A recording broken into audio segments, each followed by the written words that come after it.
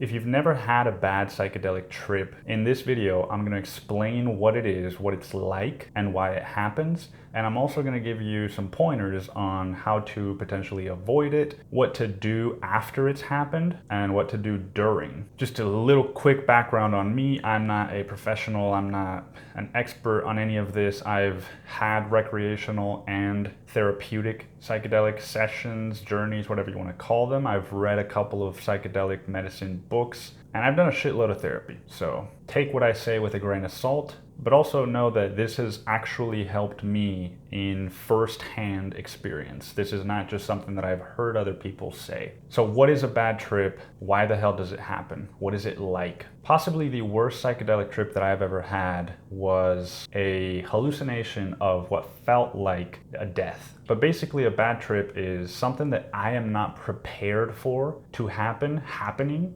and it goes hand in hand with my desire to run from it. And those two are like the perfect mix for a bad trip. Now, it doesn't have to be a super extreme version of a bad trip, right? It doesn't have to be your death. It can also look like feeling intense sadness. And maybe that's accompanied by some imagery, but it doesn't always have to be. Generally speaking, in my experience, bad trips consist of either traumatic events that I have suppressed from the past, emotions that go along with those events, and realizations or lessons about my life that I've been avoiding, right? So one of them I had on mushrooms, and it basically showed me my routine, my daily routine of working from home and recording YouTube videos and all this stuff. But it showed me the side of that felt a little bit like it had lost its humanity. And at the time, for anyone, that's kind of like a big deal, right? It's like, fuck, what does that mean? Does that mean that I have to quit my job? Does that mean that maybe what I thought was bringing me joy is actually helping me escape from something else? Point is, bad trips can look very different for everyone, but they always have two things in common: a sort of unexpectedness and a desire for that not to be happening. There are ways to avoid this. There are also things that you can do while it's happening to help you move through it. So for starters, there's avoiding it. I'm not going to say that you can 100% guarantee you'll avoid it, especially if you want to use psychedelics to do deep work. Well, a lot of this shit's going to come up, right? But it doesn't have to come up in a quote unquote bad trip, right? So what do I mean by this? When I smoked DMT, I, in retrospect, see that it was a very profound experience that taught me a lot about myself. But the way that it did was just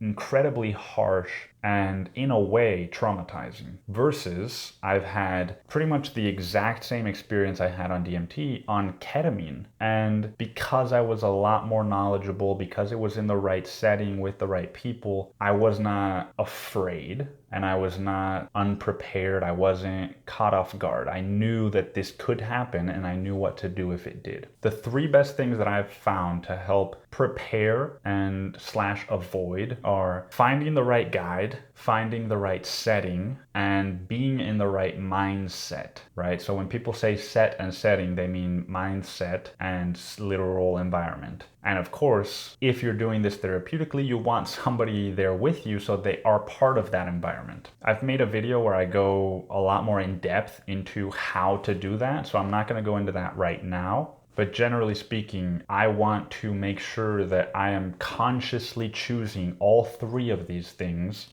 before I even choose to do the medicine, right? So who's going to be my guide? Am I just picking someone because I don't know who else to pick because I can't find somebody, or because they're just whoever happens to be there at the time? Am I doing it in an environment that was spontaneous and that perhaps I wasn't really sure I wanted to do it? You know, that plays into my mindset. Am I just doing this to experiment and see what happens? Or am I doing it because I know there are things inside of me that are a little bit harder to access with other traditional therapeutic modalities? Right? Because if I'm just doing it to experiment, well, listen, man, I might experiment a literal fucking nightmare. So that's totally fine. And some people love to do that. This video is not for those people. And a fourth thing that I think is just as important but it comes with a caveat, is developing a deep understanding of my emotions and also of the medicines. The caveat here is that some people say it's better to go in not really knowing what you should expect, because then you're trying to match expectations and you can be disappointed. I think it's much better to be disappointed than to be traumatized. So my reminder to myself is to be prepared rather than filled with regret. But the reason it's important to develop that understanding is so that when these things do happen, A, I know why they're happening, and B, I know what would be helpful for me in that situation. So again, when I did DMT, I didn't really understand what ego death meant. I thought I did because I heard Joe Rogan talk about it and blah, blah, blah, right? I had no fucking clue what it felt like. So when it happened to me, it felt like my life was ending and it was the worst feeling in the world. Versus when it happened to me on a high dose of ketamine,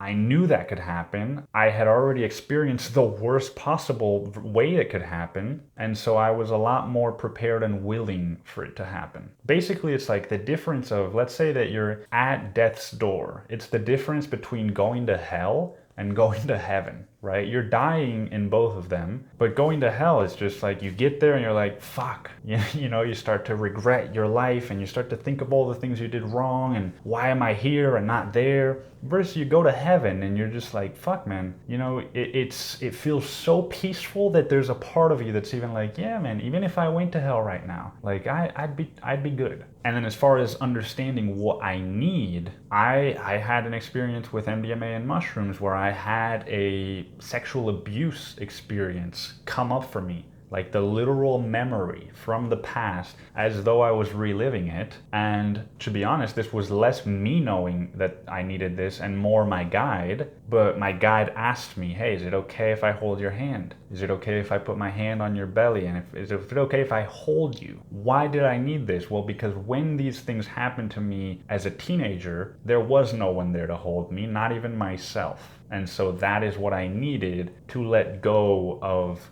that experience, to let go of the narrative that I built when that happened to me. But okay, so if it happens and I'm having a bad trip, let's just say, what are some tools I can have in my back pocket in case, even if I prepare and even if I do all the things right, in case it still happens? There might be like 100 different things here. I've only focused on 2 and they have worked like a charm every single time, even when I've done high doses of mushrooms by myself. And that is acceptance and breathing. And I know it sounds simple. It sounds like, really, man, breathing? Fucking taking a couple deep breaths is gonna make me not go to fucking hell?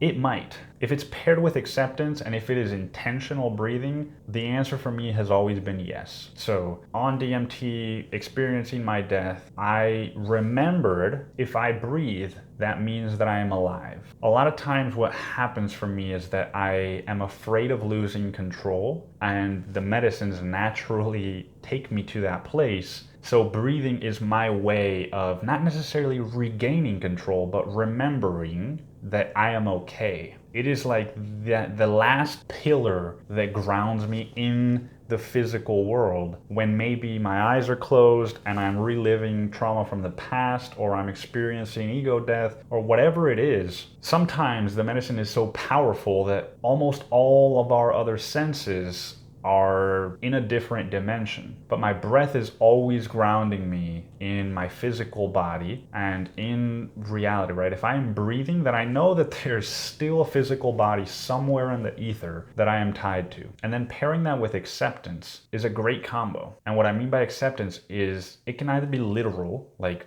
saying it out loud, or just in my mind. And what I'm saying is, it is good that this is happening. I'm gonna be okay no matter what. So acceptance and breathing. And finally, I want to get into a little bit of like, what if this has already happened, right? What if you're watching this video and you've already had a bad trip? Maybe it happened in the last week, maybe it happened last night, maybe it happened a year ago. I treat it as though something traumatic has happened to me. All the things that I'm going to recommend are things that in the end, what they're doing is helping me to process the traumatic event. First thing is journaling, right? So rewriting the narrative of what happened. A lot of times after a bad trip, someone will be so scarred, so afraid of what they witnessed that they just want to suppress it, and they want to, this can't have happened to me. I have to forget about this and move on with my life and never do this again. So it becomes a very negative memory. And again, being completely honest, that was my experience when I did DMT and I experienced death. I told myself I'm never doing this again. This was a terrible decision. I shouldn't have done this, right? There was a lot of shame, a lot of guilt, and a lot of fear. As I journaled, it helped me to understand what happened, to find meaning in it, and to remove a little bit of the fear moving forward. Second thing, and this is a great recommendation if journaling isn't really helpful for you, is to find someone that you can process this information with. So whether that is a traditional psychotherapist or a psychedelic therapist, a guide, a spiritual healer, whatever you want to call it, if you feel safe in their presence. A lot of times having someone else mirror for us the things that we are not willing to see can be very helpful. So an example of this, after my first MDMA session, I started to feel like I'd wasted money, it didn't work, I didn't feel any of the physiological symptoms, but I had a fantastic guide who helped me to understand that part of the reason I was feeling that was because it had worked. And so it was bringing out my defenses. Overall, a much more positive takeaway than it didn't work. And the third and final thing that I do is to spend as much time in nature as I can. For me, that looks like going for walks and swimming. A lot of times with psychedelics, we go so far out there that it's helpful to be grounded and to come back here to earth. So time in nature, really what it helps me is to get outside of myself and to remember that there is a whole world out there that is not just the traumatic experience that I had. It's not just this bad psychedelic trip. It's a good reminder to like, hey man, take a step back. But anyway, I hope that this video helps or touches you in some way. Thanks for stopping by, and I will see you next time.